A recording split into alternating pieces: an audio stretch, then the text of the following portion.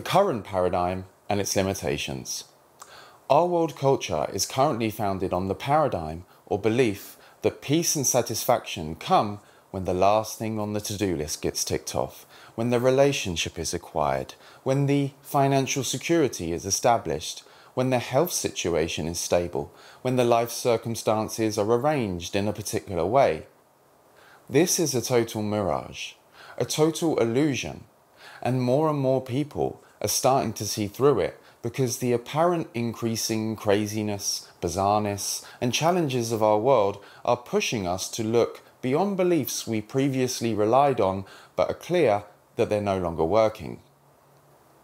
We start to see that when we acquire these things, or when the external world of form is arranged in a particular way, it has no impact on that foundational sense of being a person who pendulum swings between satisfaction and dissatisfaction and needs acquisition of an object or some kind of state in order to resolve this foundational disturbance.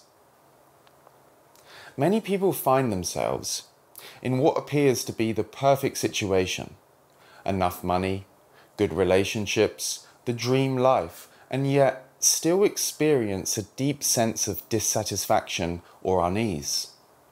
There's still this underlying feeling that something's missing, that there must be something more, that somehow fulfillment, wholeness, and completion is still just around the next corner. So, in order to overcome this apparent conundrum, we must honestly investigate our direct reality and experience. When we investigate what makes up this dissatisfaction and unending background unease, when we boil it down to the most raw fundamental aspects of experience, we find thoughts, I need to do something, comparisons to others, concerns about what people think, self-judgment about where we should be and whether we're doing good enough in life, and existential questions about whether our life has any meaning or purpose. We see an apparent personal identity and related emotional patterns, various uncomfortable emotions related to not being good enough, not being far enough in life, or being far enough in life according to society's standards, and yet still somehow feeling uneasy and unfulfilled. We see beliefs that without certain achievements or states, we aren't valuable to society, to the world, or our own standards. We see societal conditioning that we need to keep striving and using emotional discomfort as a motivating factor. And so the cycle continues, feeling dissatisfaction and discomfort, distracting ourselves from the discomfort through entertainment, activities, or spiritual seeking, temporary relief from the feeling whilst we take action from that personal sense of self who has to do something, and once we return to simply being and trying to relax, the uncomfortable feeling returns. And this cycle becomes exhausting because you have to repress that feeling whilst keeping it present enough to drive you along the paradigm of being a person who needs meaning and purpose and achievement, or you're not good enough. It's suppressed with identification to the self-image made out of thinking that says, this is about me and I need to fix this. Subconsciously, we often feel like we need this feeling, instilled within us by others who've always used the same underlying discomfort to drive their behaviour, because, like most of us, that's what they got taught, and they never knew anything other. They perhaps felt like you needed the same anxiety, guilt and shame to get yourself to do something, to meet their needs or quell their fears of you going down the path they did. But here's where something really interesting starts to emerge. When these apparent external solutions repeatedly fail to bring us lasting peace, and when the spiritual search for a constant high vibration or earth-shattering revelation itself becomes exhausting, we might be ready for a radical, different looking, in a different direction, not to find something new, but to recognize what's already here? What if the very premise of being a separate individual who needs to find peace and fulfillment in the future is the core illusion? What if, rather than needing to attain something in the future to feel satisfied and at ease, there's a possibility of seeing the inherent fulfillment and ease that's present right now? This isn't about adding another philosophical concept or creating a new spiritual identity. It's about looking honestly at our direct experience and reality right now, before all the concepts and beliefs about who we are and what we apparently need get believed in and identified with. Let's investigate this together. An honest investigation into reality. Consider a lucid dream. When you're having a lucid dream, you can be talking to someone while simultaneously knowing that you must be talking to yourself, to your own mental projection or consciousness. This is because we typically understand dreams to be happening as a play of our own consciousness. Yet, in that moment of that conversation, there's no new special experience needed. It's simply the recognition of what's already the case. In a lucid dream, the only obstacle to recognizing that it's all within you, all your consciousness, is only the belief in the notion that it's not. A belief in the notion that it's something separate from you, that you're trapped within. When this recognition happens, it's not that there's a new novel experience happening or some kind of special state achieved. There's simply the remembering of what was already and always the case. When you go lucid in the dream, when you're awake in the dream, it's not an extra special experience. It's actually just the default position. It's obvious because what you're seeing is not a separate material world, but consciousness itself, the mind of the dreamer. When you're asleep in the dream, there is an extra belief layered over the top that the dream is outside of you and you're inside it. So what if this reality is in many ways the same? Not that it's happening within our individual minds, but that it's consciousness. What if this reality is in many ways the same? Not that it's happening within our individual minds, but that it's consciousness, the consciousness of the one dreamer dreaming all of our lives. Call it God, the universe, universal consciousness, or simply what's appearing. When we look at reality, before any concepts come in about what this is, what can we call it? Obviously, whatever we call it isn't ever going to be it, because whatever we call it is simply a concept, an appearance of it itself. But we have to use words to point to what is ultimately beyond description. We call it consciousness, awareness, or simply this.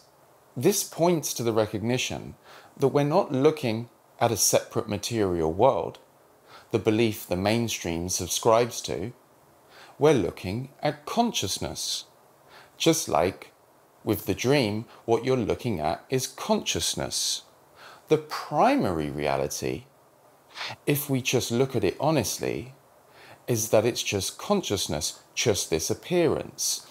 There can be this experience where you're talking to someone, an apparent other, who is actually just a part of this indivisible consciousness that we all are. But we have the momentum of an old belief, the concept of them as other, them a separate entity outside of consciousness across a bridge of dead dumb matter. At first, the extreme fantasy woo-woo view seems like it would be this. Eventually, we come to see that the extreme fantasy view is that we're both in a material world, meat sacks made of matter, with a brain that's producing a flicker of consciousness isolated to our individual minds. But from the true perspective, you recognize that to actually be beliefs layered over the top, descriptions informed by particular belief systems. And this perspective can even permeate our spiritual search. There's whole pieces written and spoken on killing the ego like it's an entity that actually exists. People say, I've got such a big ego, like it's an entity that can vary in size. But when we look at our experience, we find out that it's not actually there. The ego is simply a belief that you are the character in the thinking, that you are the person that's going to do something about killing the ego. So when you try to kill the ego, you create the ego by believing you're someone who's going to kill it. Let's look even more directly at our experience right now. Can you notice what's already here prior to thoughts about what's happening? There's seeing happening, hearing happening, sensations happening, and there's this awareness of it all, that it's appearing as. In this honest noticing of direct reality, we come to see that seeing, hearing, sensations, and even the thinking is inseparable from the awareness. It all arises as a single indivisible appearance, a single indivisible consciousness. Just like the appearances on a screen can't be separated from the screen, they are simply the screen appearing as an apparent object made out of nothing other than the screen. The sights, sounds, smells, sensations and thoughts are simply consciousness appearing as apparent objects made out of nothing other than consciousness. So before you subscribe to any concept about who you apparently are and what this apparently is, can you notice that you're aware, that you're conscious, that you simply are?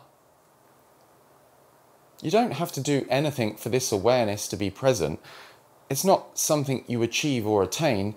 It's the very basis of all experience. Every thought, feeling, sensation, perception appears in and as this awareness. This isn't a philosophical position. It's something that you can verify right now in your direct experience. Don't look for a new experience. Instead, get really honest with what is actually appearing. Are you going to have an experience where suddenly everything feels different?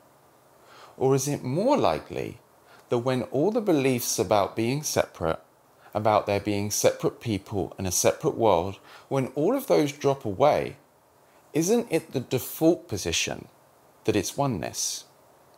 In fact, not strictly oneness, but not two, because there never was any separate things to begin with. To be unified in oneness, there never was a second to begin with. It's all just consciousness appearing to itself. Of course, to interact with people, there has to be a degree of self-concept. Relatively, I'm an entity, an individual, they're an entity, an individual, and we are communicating. Just like even in the lucid dream, if you're talking to someone, there's a concept there of two separate entities, but it's secondary. The primary reality is that there's just consciousness, the mind of the one dreamer, appearing. In this way, we honor our relative autonomy and freedom at the same time as recognizing we are ultimately the one consciousness that's free of any burden of being an isolated fragment. This isn't about denying the appearance of individual experience, or thinking others are mindless drones and projections of our own individual mind. It's about seeing it all in its true context, as an appearance within and as consciousness, rather than the fundamental reality we took it to be. In this way, we recognize our apparent individual experiences to be the simultaneous projections of the same indivisible consciousness, the mind of God, the universe, universal consciousness. So what happens when we really settle into this recognition? What naturally unfolds when we stop overlooking the obvious, that awareness, consciousness, is what we are and what everything appears as? The answer contains immediate benefit to ourselves, others, and the world, birthed from spontaneous flow and creativity arising on behalf of the ultimate truth. If you're enjoying this video and you want to go deeper, and you're serious in potentially working with me one-on-one for me to continue to point out all of this as many times and as many ways as you need it, and for us to co-create an embodiment of this in your life to transform your entire life, go to speaktoalex.com. That's speaktoalex.com to apply for your free call. The recognition of our true nature. The mind may be saying, I don't have an experience where I feel complete oneness, or I understand this intellectually, but it's not my experience. When those thoughts are disidentified from, as in you don't accept the invitation to believe you're the one thinking that, there's just this beingness that remains. Initially, that might not seem special to the mind. The mind cannot record, remember, or conceptualize it because it's only a projection of it. Just like the objects on a screen are only the projection on a screen. But how long have you trusted it? How long have you stayed in the recognition of your true nature to really know its universal benefit? Because you see, the mind is looking for the next thing, because it can't record consciousness. It's consciousness appearing as thinking. That's why there seems to be such a strange paradox with awakening. It seems like the most elusive thing, placed on such a high pedestal, only achievable to those who meditate for years or come in contact with an enlightened guru. And everything else in life seems to require apparent effort to achieve, something to be done to attain it. There may be things that get done that embody this truth. There may be emotions to release, relative success to be attained, and certain states of thinking, feeling to be achieved. And yet, the recognition, or more precisely, remembering of this foundational reality is nothing to be achieved or attained because it's already the case. So within this, there is an invitation to become curious about and willing to be intimate with just the simplicity and ordinariness of simply being aware. You can let the mind say, this isn't it, there must be a better experience, without accepting the invitation to believe you're the one thinking that. See that they are thoughts that appear and disappear without a trace. Find out what it's really like to just be who you are, to be aware of yourself as awareness, consciousness. Find out the nature of what's already here. Even if only for a moment, imagine that there's nothing else to do. No to-do list, no bucket list, no next, nothing you have to do, nothing this has to mean. You can't even think about it. You can't remember your past. You can't remember your future. You can't even conceptualize yourself as a person or as anything. What's left? Just simply being, just simply this. Looking honestly at our experience, where is that small self? Where is the self that's apparently not good enough, not complete enough, or not awake or enlightened yet? We find it to be a complete illusion, made out of thinking, made out of looking at this appearance and chopping it up into concepts with our mind. When we look honestly at reality, we find that it's awareness appearing as perceptions and sensations. If a thought arises, I still don't get this yet, or it's just not my experience, where is the self there? Just like there's no entity within a voice on a podcast, there's no self within a thought. It's just a vaporous sound appearing in awareness. It's data, content. There never was any separate entity there to begin with. The one and only true self is this consciousness that it's appearing as. Notice that even when making no attempt to understand, understanding still happens.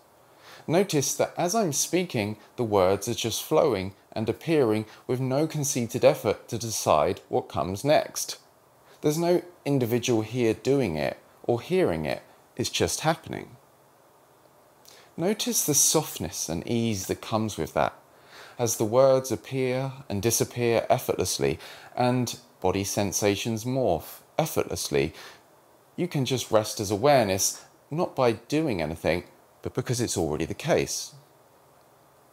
So this recognition of our true nature as awareness isn't just a philosophical understanding. It's the foundation for a profound transformation in how we live, or more precisely, how life is lived through us. So let's explore how this understanding naturally unfolds in our experience. Working with appearance while knowing truth. Embodying this understanding in the way you physically feel, think, and act in the world is not an instant change, but something that unfolds with time as old patterns of having your attention consumed by all the data, personal thinking, and judging circumstances falls away in the presence of awareness. This happens over time as we stay with the recognition. On the relative level, there is something to do.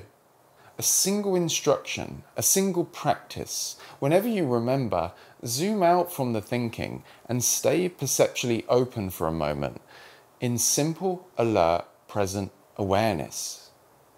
Do this over and over again until these small moments become continuous and you're established as the awareness that you are.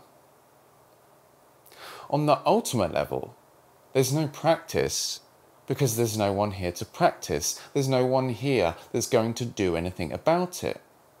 All there is what's appearing, the true self, consciousness. And so all it is resting as your true nature, consciousness. If the momentum does play out of this apparent experience of separation or conflict, then you can recognize that to be the momentum of the old thinking and feeling, whilst recognizing yourself to be the wide, open, boundless consciousness that it's all appearing as, and that there's no separation between you, consciousness, and the experience. It's one seamless appearance of the eternal now. Some people have lucid dreams where they're lucid, but they go unlucid again. They talk to a person, realizing they're talking to themselves, feeling amazed at being awake in the dream, but then move on to the next character and forget. This is the apparent forgetting, but staying awake, staying lucid, is simply the remembering. However, once it's remembered, it's also remembered that you weren't the dream character who remembered. You remembered you're the consciousness that was playing the dream character, and you can play any character. Allow yourself to fully feel any uncomfortable sensation, any sense of limitation, any physical sensation. Notice that it's really the feeling of a character that was never you. A character within you who felt constrained, who felt like they needed to do something to be of value because that's what society taught. You awareness is already free of that illusion, and that there's nothing of value in the apparent external world when we conceptualize it as separate from the only thing that has true value, ultimate value, consciousness, because the appearances have no separate independent nature. They were always the infinite you appearing as that, and the infinite you can appear as anything.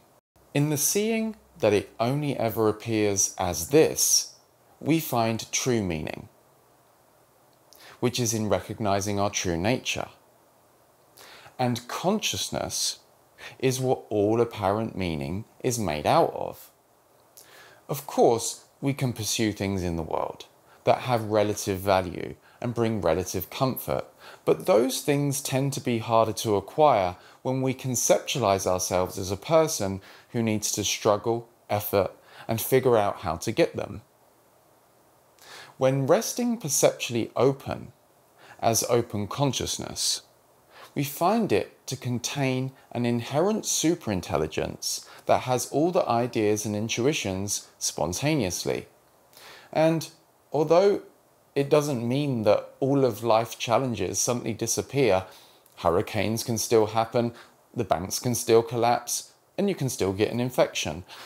When resting is our true nature, things tend to get better because we're no longer conceptualizing ourselves as a person who has problems. We're no longer constantly losing ourselves in a never-ending cycle of thinking instead of actually engaging with the challenge consciously and enabling the superintelligence of consciousness to work it all out for us and let it all get done.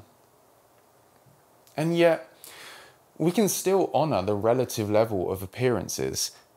If there is a contracted nervous system, contracted muscles, thoughts that appear in awareness that say, I resist, and a belief in those thoughts, on the relative level, there's resistance.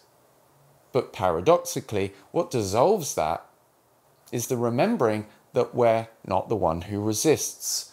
In the natural non-resistance of consciousness, even resistance isn't resisted. So this is both the end and the beginning. On the level of consciousness, you are already free. You're free from all of these thoughts, feelings, and circumstances, just like the screen is free from the content. What you essentially and already are as consciousness is already at peace and undisturbed by the appearance. But on the level of the body and mind, there can be a natural unfoldment as we relax into the recognition of ourselves as consciousness. We fully feel our emotions, allowing them to fully blossom and disappear without a trace as our nervous system relaxes and the mind begins to follow suit. So much of that tension, tightness, and contraction and stuck emotion is bound up with that concept of being the individual for which something is coming, and its momentum survives a glimpse of this. But in the relaxing perceptually back as your true nature, consciousness, and seeing the unconditional peace, gradually your thinking, feeling, and acting will catch up with that. This isn't about bypassing or denying circumstances or emotions. It's about seeing them in their true context. You can just keep feeling the bodily sensations. You can even breathe into them. And you can just keep perceptually relaxing, just noticing that you're aware, noticing that there is what is, noticing everything appearing in this wide open space of awareness, this boundlessness. Emotional freedom through understanding. The recognition of your true nature won't instantly heal and release all of your stuck emotions and traumas, but it does set the perfect stage for it to all unwind. On the level of consciousness, you are already free, but on the level of the body and mind, these contracted emotional energies may still be present as real physical phenomena. If you try to micromanage these phenomena from the perspective of being a person who's going to crush them and get rid of them, you maintain the same tension that keeps it all in place to begin with and end up in an endless game of whack-a-mole. When intense emotions arise, instead of subscribing to the personal thoughts that arise with them, there's an alternative invitation to feel the feelings, to allow them to process, to allow the deep brain and nervous system to intuitively heal. The brain, the nervous system, and the emotional energy body wants to heal, and it can intuitively heal itself with the small you out the way and the larger you, this naturally loving, accepting, and compassionate space around the thoughts and feelings, allowing it all to happen. You may still seek out help, advice, work with guides, healers, or medicines, and engage with processes. But it's no longer done in the hope of finding yourself. Instead, it's done as an embodiment of who you know yourself to already be. Consciousness, already inherently free. You know that anyone that apparently gives you help is really you helping you. They are you appearing as you, pointing back to yourself. Notice what's happening in reality right now. Not the thoughts about what's happening, but just what's happening. Feel the sensations in the body area. Can you feel the energetic vibrations, pulsations, the contracted sensations appearing to come from inside the body? The mind might label them as various emotional states, but can you for a moment get underneath all the labels and just experience the pure physically felt sensations? Can you notice that these sensations do not harm what you are, awareness? Can you notice that as awareness, you are safe to experience them fully? This, apart from the belief in thinking, is all your fear and anxiety is made out of. A perception of an energized nervous system and nothing more. You are the aware space that contains it all. It is content that loses all its power as soon as you remember it's not who you are. You are the aware space that's already free, so stay as the unconditional freedom, unconditional on any emotional state, thinking state, and circumstances, and watch as that freedom pours out into your thinking, emotions, and circumstances. Living this understanding. In the resting in the recognition of unconditional non-duality, gradually there will be more expressions of this truth in your daily life. For example, in the beginning, all conversations might be purely personal, just conflict or personal identity speaking to personal identity. That's all there seems to be, like being asleep in the dream. But as time goes on, you might have conversations where there's that part of you in the background that recognizes, like you do in a lucid dream, oh, this is consciousness. We are this consciousness talking to itself. This understanding plays out in all areas of life. Take creative expression or business, for example. Yes, there needs to be physical and psychological effort in a practical sense. You need to take action, make that video, connect with people, whatever it is. But when it's coming from, I've got to do that thing to achieve the thing, to have the experience which I need to immunize against the dissatisfaction and feel complete, it never really flows. You don't get the inspiration. You try to force it and you go round in never-ending circles of personal efforting, only to appear to create more problems or get the thing and realize it never did anything to sustainably immunize against your perpetual discomfort and unease. And then there's this tendency to try harder. If this isn't working, I must need to put in more effort, so you try more, putting in more effort and get even worse results. Then comes the frustration because it's like, I'm having to work so hard and I'm still not getting the results.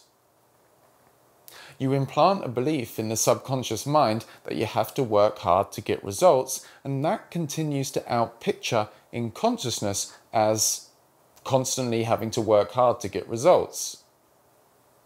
The results come, but you have to work really hard for them because you, consciousness, have overlooked your true nature and conceptualized yourself to be a person for who hard work brings results.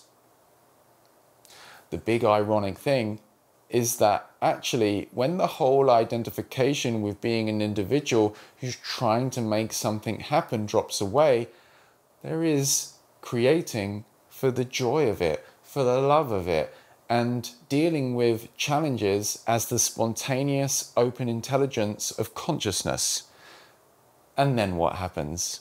You either get what you wanted, or eventually you get another challenge that points you back to what you only ever truly wanted. Yourself. Consciousness. You realize everything you apparently wanted was only ever an appearance of yourself. It was your dream to begin with.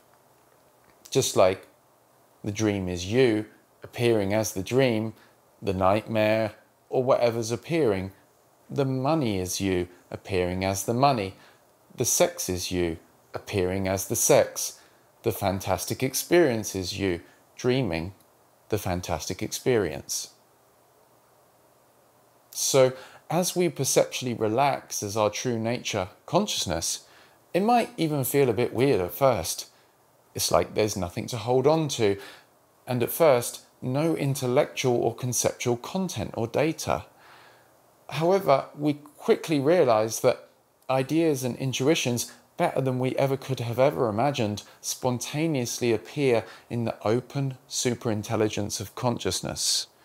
We make that call to that person. We flick through web pages on autopilot to find the information that progressively solves our issue. We feel an ease with everything and instinctually know what to do. Because we're living as an apparent person with a nervous system and traumas and emotions waiting to be seen and released, and old limited thinking patterns. We may occasionally see their reappearance, of course, and accept the invitation to believe that that's all we are. But over time, our confidence in the power of consciousness grows and grows as the sour fruits of the personal self sour even further, and the lush fruits of consciousness are tasted more and more. You see the world not as an independent entity outside of your control, but as a reflection of the concepts, ideas, and beliefs in consciousness. You see it as an outpicturing, a projection of consciousness, the imagination of beingness. You start to see the correlations between what's imagined in simply being, and what appears in your dreams, and what appears in the apparent external 3D world. You recognize them to be interconnected energy systems that are ultimately inseparable. And synchronicities are no longer seen as spooky coincidences, but as ever-increasing evidence that this is a dream of consciousness and everything is connected. But in truth, nothing is connected because it was never separate to begin with. Non-duality, not two, non-secondness, everything and nothing simultaneously.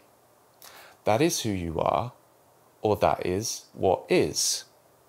You see, whether enlightenment is everything is the self, or enlightenment doesn't exist because there's no one here to become enlightened, and there's just what's apparently happening, it's a self, no self duality. The truth is non-duality. Lastly, remember that you can apply for a free call with me to speak to me about potentially working together at speaktoalex.com. I get all kinds of people booking the calls. Sometimes we feel a few pointers is what was wanted, and so I give that, and it's just a nice call. Or you may possibly proceed onto doing a longer call with me to dig deep into your challenges and desires, and if I can help, I'll make you an offer for us to co-create together on an interpersonal basis. I've worked with all kinds of apparent people over the years, from entrepreneurs to therapists, artists and musicians, and so it's beautiful to see how everyone has their own unique embodiment of this truth, and I'm honestly always honoured to be a part of your journey, whilst realising it's always now, and I'm just really you helping you, the real you, consciousness.